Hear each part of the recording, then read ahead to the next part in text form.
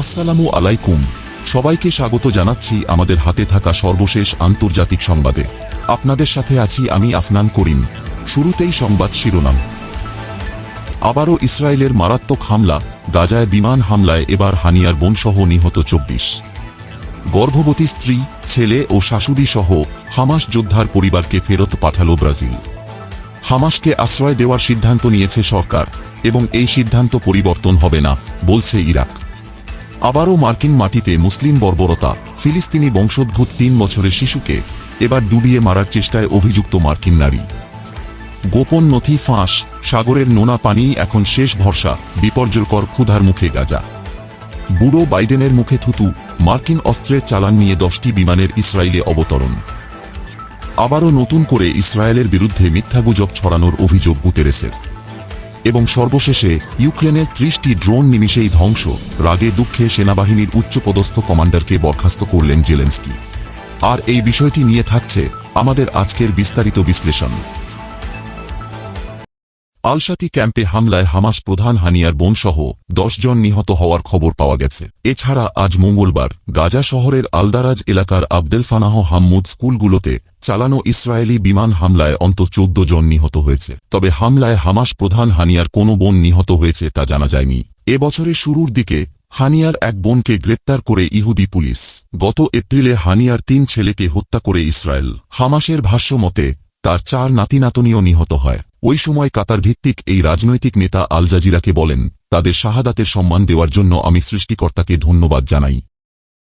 এদিকে ফিলিস্তিনি প্রতিরোধ আন্দোলন, হামাসের এক যোদ্ধা ও তার পরিবারকে ফেরত পাঠিয়েছে ব্রাজিল। এর আগে ওই পরিবার দক্ষিণ আমেরিকার দেশটি ভ্রমণের জন্য ব্রাজিলের ফেডারেল পুলিশকে সতর্ক করে যুক্তরাষ্ট্র। ব্রাজিলিয়ান পুলিশ সূত্র জানায়, শুক্রবার গর্ভবতী স্ত্রী, ছেলে ও শাশুড়িকে নিয়ে সাও পাওলোর গুয়ারুলহোস বিমানবন্দরে প্রবেশ করার সময় মুসলিম আবুমারকে আটক করা হয়। এর দুদিন পর কাতার এয়ারওয়েজের একটি ফ্লাইটে তাদের দোহায় ফেরত পাঠানো হয়।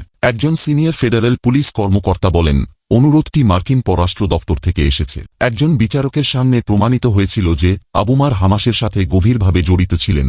ব্রাজিলের পুলিশ সূত্র জানিয়েছে, আবুমার সফরে না, বরং ব্রাজিলে থাকতে এবং সেখানে হামাসের মুখপাত্র হওয়ার জন্য গিয়েছিলেন। তিনি তার পরিবারের সাথে যে বিপুল পরিমাণ লাগেজ নিয়ে গিয়েছিলেন। এছাড়াও কাতার থেকে হামাসের অফিস ইরাকে সরিয়ে নেওয়া হচ্ছে বলে গণমাধ্যমে খবর বের হয়েছে। গত মাসে ইরাক সরকার এই সিদ্ধান্ত অনুমোদন করে। ইরাকের একজন জ্যেষ্ঠ সংসদ সদস্য এই তথ্য জানিয়েছেন। ওয়াইনেটের খবরে বলা হয়েছে, হামাস এই দাবি প্রত্যাখ্যান করেছে। তারা বলেছে, হামাস কাতার ছেড়ে ইরাকে যাওয়ার চেষ্টা করছে। অবশ্যই এই প্রতিবেদন ভিত্তিহীন। হামাসের রাজনৈতিক নেতা ইসমাইল হানিয়া এবং ইরাকের প্রতিনিধিরা একটি বৈঠকে বসেন। সেখানে কাতার ত্যাগ করে ইরাকে দপ্তর স্থাপনের সিদ্ধান্ত হয়। প্রসঙ্গত, বর্তমান হামাসের রাজনৈতিক দপ্তর কাতারে অবস্থিত। কিন্তু চলমান যুদ্ধে মধ্যস্থতাকারীর ভূমিকা রাখা কাতারের অনেক কথা না শোনায় হামাসকে তারা অফিস সরিয়ে নেওয়ার আহ্বান জানায় বলে ইসরায়েলি গণমাধ্যমে খবরে বের হয়। এছাড়া যুক্তরাষ্ট্র কাতারকে চাপ প্রয়োগ করে। গণমাধ্যমে ইরাকের সংসদ সদস্য বলেন, ইরাকের রাজনৈতিক দলগুলোর মধ্যে হামাসের অফিস তাদের দেশে নেওয়া নিয়ে ঐকমত্য হয়নি। কিছু কুর্দি এবং কিছু সুন্নি নেতা মনে করেন, এটা হলে যুক্তরাষ্ট্রের সঙ্গে তাদের মতপার্থক্য আরও গভীর হবে। তবে এটা সত্ত্বেও সরকার হামাসকে আশ্রয় দেওয়ার সিদ্ধান্ত নিয়েছে এবং এই সিদ্ধান্ত পরিবর্তন হবে না। তবে কোন তারিখে কাতার ছেড়ে হামাস নেতারা ইরাকে আসবেন সেই তথ্য জানানো হয়নি। ইরাক সরকার বিষয়টি নিয়ে গণমাধ্যমে কথা বলতে চায়নি। অন্যদিকে মার্কিন যুক্তরাষ্ট্রের টেক্সাসে ফিলিস্তিনি বংশোদ্ভূত 3 বছর বয়সী এক শিশুকে ডুবিয়ে মারার চেষ্টা করেছেন এক নারী। পুলিশের পক্ষ থেকে জানানো হয়েছে, শিশুটি মুসলিম হওয়ার কারণে তার সঙ্গে এমন আচরণ করা হয়। এদিকে এ ঘটনায় টেক্সাস পুলিশ অ্যাটর্নি অফিসে ওই নারীর বিরুদ্ধে মামলা দায়ের করেছে। অ্যাটর্নি অফিস মামলাটি তদন্ত করার কথা জানিয়েছে। পুলিশের প্রতিবেদনে বলা হয়েছে, একটি আবাসিক ভবনের সুইমিং পুলে 3 বছর বয়সী ওই মেয়ে শিশুটির মায়ের সঙ্গে তর্ক করেন অভিযুক্ত ওই নারী। এ সময় শিশুটির মা তার 6 বছর বয়সী ছেলের সঙ্গে ছিলেন। তর্কের এক পর্যায়ে 42 বছর বয়সী এলিজাবেথ ওলফ মেয়ে শিশুটিকে ডুবিয়ে মারার চেষ্টা করেন।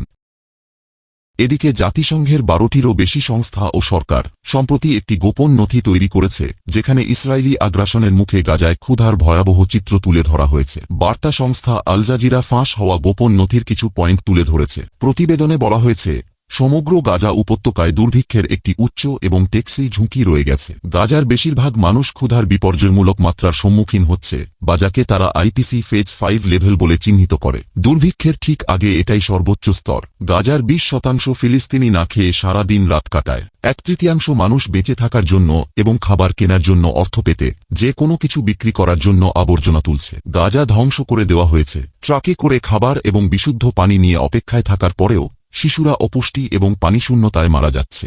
ইসরায়েলের ক্রমাগত হামলায় ফিলিস্তিনিদের কাছে ত্রাণ সহায়তায়ও পৌঁছানো সম্ভব হচ্ছে না।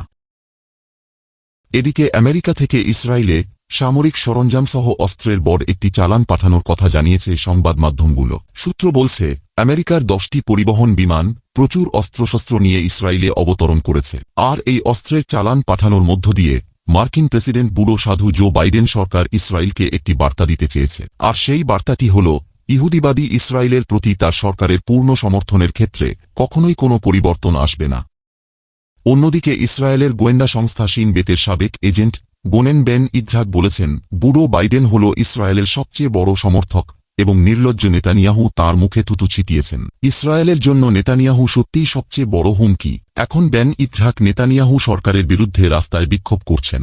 এএফপিকে ইজ্জাক বলেন, বিশ্বাস করুন, দ্বিতীয় ইন্তিফাদার সময় আমি কয়েকজন বড় সন্ত্রাসীকে গ্রেপ্তার করেছিলাম। তিনি আরও বলেন, আমি জানি একজন সন্ত্রাসী কেমন হয়। আমার মনে হয় নেতানিয়াহু ইসরায়েলকে ধ্বংসের দিকে টেনে নিয়ে যাচ্ছে।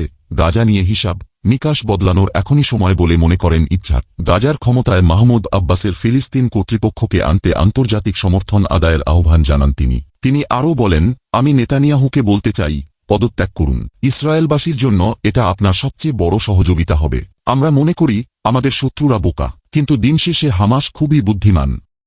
এদিকে গাজা ইস্যুতে জাতিসংঘ সম্পর্কে মিথ্যে ও ভুয়া তথ্য ছড়ানোর অভিযোগ তুলেছে জাতিসংঘের মহাসচিব আন্তোনিও গুতেরেস। নাম উল্লেখ না করলেও ইসরায়েলের বিরুদ্ধেই যে তিনি অভিযোগ তুলেছেন তা স্পষ্ট। প্রতিবেদনে বলা হয়, ইসরায়েলের নাম উল্লেখ না করে মহাসচিব বলেন, একটি মহল সম্প্রতি গুজব ছড়াচ্ছে যে গাজায় হামাস ইসরায়েলের চলমান যুদ্ধে আমি কখনো হামাসের প্রতি ক্ষোভ বা নিন্দা জানাইনি। এমনকি আমাকে হামাসের সমর্থক বলে অবহিত করা হয়েছে। কিন্তু বাস্তব সত্য হল, গাজায় যুদ্ধ শুরু হওয়ার পর থেকে এ পর্যন্ত আমি কমপক্ষে 102 বার প্রকাশ্যে এবং আনুষ্ঠানিকভাবে হামাসের নিন্দা জানিয়েছি। 51 বার জাতিসংঘের আনুষ্ঠানিক বক্তব্যে এবং বাকি 51 বার সামাজিক যোগাযোগ মাধ্যমে। প্রসঙ্গত, ইসরায়েলের জাতিসংঘ দূত গিলাদ এরদান সম্প্রতি এক সংবাদ সম্মেলনে হামাসের প্রতি জাতিসংঘের পক্ষপাতিত্বের অভিযোগ তুলেছিলেন। এরদান বলেছিলেন, গুতেরেসের একমাত্র লক্ষ্য হল হামাসকে টিকে থাকতে সাহায্য করা। সেক্রেটারি জেনারেল জাতিসংঘের মান মেনে চলতে অস্বীকার করেন এবং সাম্প্রতিক বিভিন্ন ঘটনার বিকৃত ব্যাখ্যা দেন, যা আমরা নিন্দনীয় মনে করি। মহাসচিব সন্ত্রাসীদের একজন পৃষ্ঠপোষক এবং তার আজকেই পদত্যাগ করা উচিত। এরদানের এমন বক্তব্যের পর এবার আত্মপক্ষকে সমর্থন করে ইসরায়েলের গুজবকে উড়িয়ে দিলেন জাতিসংঘের মহাসচিব। অন্যদিকে রাশিয়ার প্রতিরক্ষা মন্ত্রণালয় মঙ্গলবার বলেছে, তাদের বাহিনী দুই দেশের সীমান্ত এলাকায় 30টি ইউক্রেনীয় ড্রোন ভূপাতিত করেছে। এদিকে ইউক্রেনের সেনাবাহিনীর একজন উচ্চপদস্থ কমান্ডারকে বরখাস্ত করেছেন দেশটির বোকা প্রেসিডেন্ট ভলোদিমির জেলেনস্কি। অযোগ্যতা এবং ক্ষমতার অপব্যবহারের অভিযোগে অভিযুক্ত হওয়ার পরে তাকে বরখাস্ত করা হয়েছে। উচ্চপদস্থ এই সেনা কর্মকর্তাকে তিনি বরখাস্তের কারণ সম্পর্কে কোনো বিশদ বিবরণ দেননি। তবে ব্রিগেডের একজন কমান্ডারের সমালোচনার পরে এই সিদ্ধান্তটি নেওয়া হয়েছে।